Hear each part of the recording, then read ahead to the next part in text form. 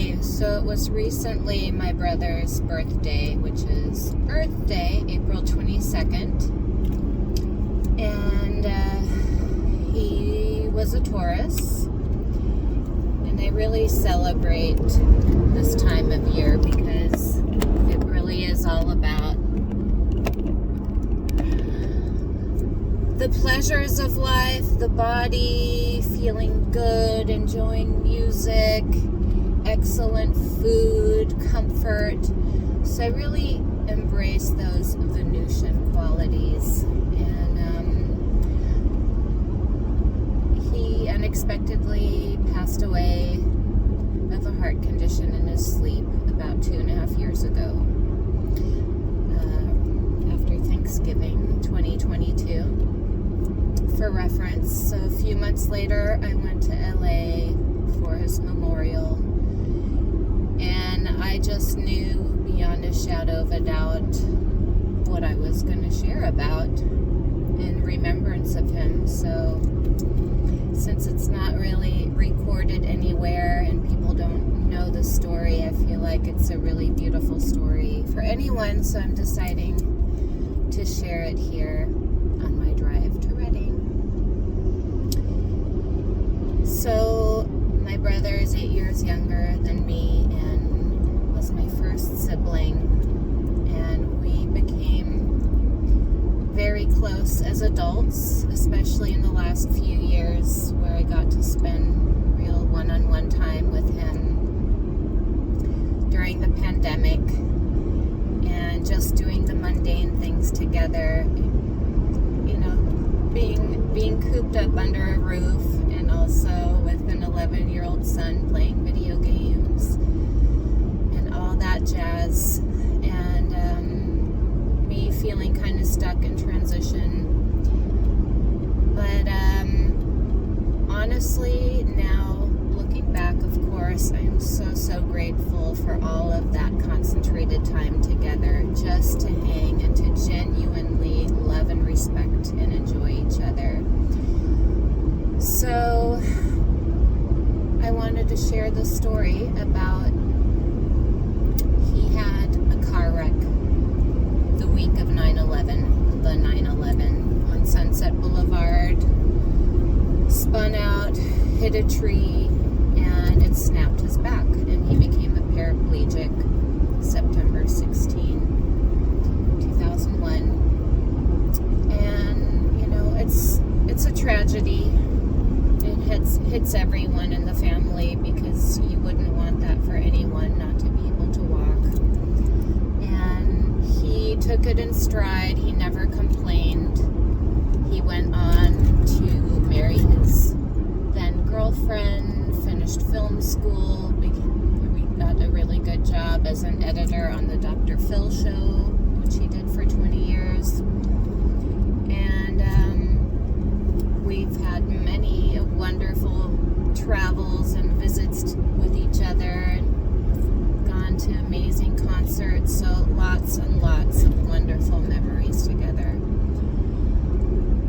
And something, you know, about the handicap, he never wanted to really talk about it, never brought it up. I know he had a lot of phantom pains, had to deal with a lot of nerve pain, and had to be on a cocktail to moderate his pain for all of those years, right? But, you know, the conversation kind of never came up like, oh, there's new developments just to be able to walk again, or things like that seemed to not ever be a topic. So fast forward, one day I realized it was his 20-year anniversary of his car accident. And I thought to myself, you know, because I'll always remember the day when I got the news. And I thought to myself, wow, I wonder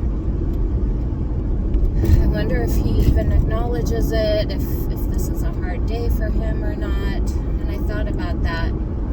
And in my times of wanting to do something proactive and help him spiritually, I was was living in Austin, Texas for a very long time, and my friend put together this meeting of shaman from all different cultures from around the world.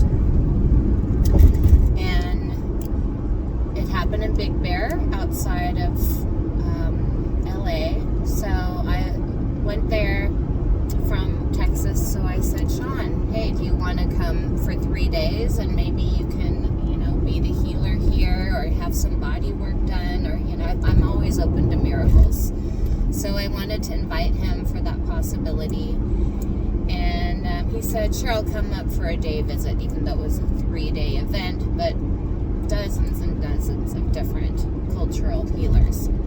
So he did come up for that, and never wanted to present himself as too woo-woo or is this too woo-woo. And he ended up opting to get some energy work from a Brazilian healer, and she put him on the table.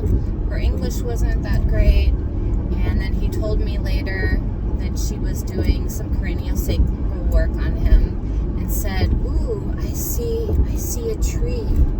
I see a beautiful, beautiful tree. And she goes, were you born like this? What happened to you? And he goes, no, I wasn't born like this. I had an accident and I hit a tree. And she said, oh, that tree saved your life. It's such a beautiful tree. And he told me that, and it seemed to have made a really big impact on him. Like he never,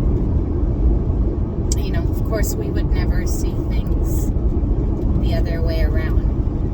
And I think it really hit him in some way, that in some strange way, mysterious way, this tree had saved his life. Because, he could have been dead. And so it was a Sunday when it was the 20th anniversary of this accident. And I thought of him that day, and then I let it go. I didn't call him. I thought it would be awkward to make it a thing, so I just let it go.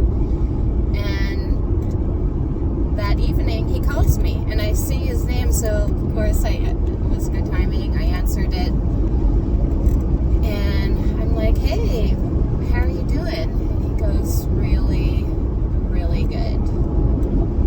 And I go, why? What's going on? Because, I don't know, I just had such a beautiful day today. I just didn't have anything to do. I was having dinner with my mom at her house on the west side, so I decided to drive out early to Santa Monica, and I went to the Outlook,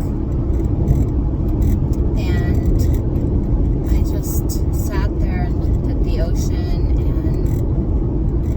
and I just couldn't believe that I get to live here, that this is where I grew up, and it's so, so beautiful, and I just love my life.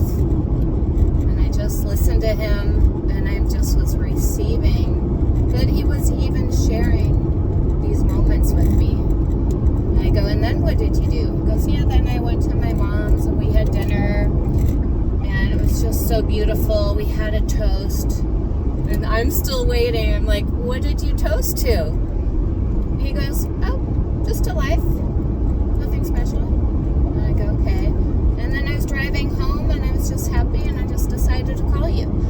And I go, wow, thank you for sharing your beautiful day, because I was wondering if you remembered it was the anniversary of your accident. And he's like, no way, are you serious? And it wasn't like a negative response. He was just genuinely surprised. And I go, yeah. I wondered if that's something you ever acknowledged. He goes, oh my gosh, that means I have to go visit the tree. I go, really? You're going to go to the tree? He goes, yeah. Every year I go to the tree and I thank it for saving my life.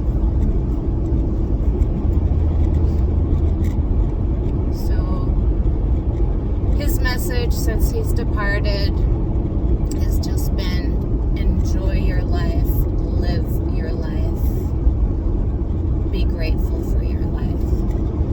So take that Torian advice and seek out the pleasures, embrace it, and be grateful. So, Sean's message.